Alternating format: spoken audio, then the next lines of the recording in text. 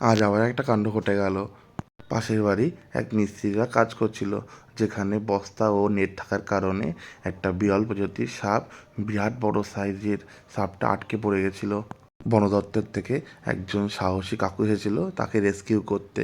তো চারিদিকে প্রচুর লোকের জমায়েত ছিল, কিন্তু এখানে প্রচুর বস্তা থাকার কারণে কেউই তাকে সাহায্য করতে পারছিল না।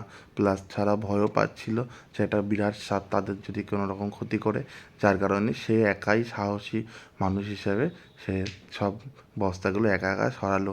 যা লাস্টমেশ অনেক কষ্টের ফলে পাথরের বস্তাগুলো সরিয়ে টরিয়ে চেষ্টা করলো তাকে রেস্কিউ করার। তো আমরা সবাই ভেবেছিলাম সে মনে হয় মারাই গেছে, তাকে মনে হয় বাঁচানো সম্ভব না। সবাই বলছিল নাকি একদিন ধরে ওর আটকানো ছিল।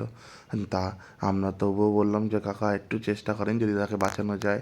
সে বলার কারণে সে অনেক হাঁপিয়ে যাওয়ার পরেও সে চেষ্টা করে চলেছিল। লাস্ট ম্যাচ দেখলাম একটা বিরাট বড় সাইজের একটা সাপ সে ডান হাত দিয়ে ধরে কোনো রকমভাবে বের করলো। প্রথমে ভেবেছিলাম তো মরেই গেছে, কিন্তু ভগবানের অশেষ কৃপা সে মরেনি। সে একদিন বেঁধেছিল সেই জালের মধ্যে, তারপর দেখছি সে ছটফট ছটফট করছে। পরে শুনলাম এটা একটা দাঁড়ার সাপ। তো তাকে জলে ছাড়তেই সে কিলবিল কিলবিল করে দৌড় দিল। একদম দেখো দেখো মাথা দেখা যাচ্ছে, ওই দেখো দৌড়ে চলে যাচ্ছে। আমাদের খুব ভালো লাগলো। Thank you.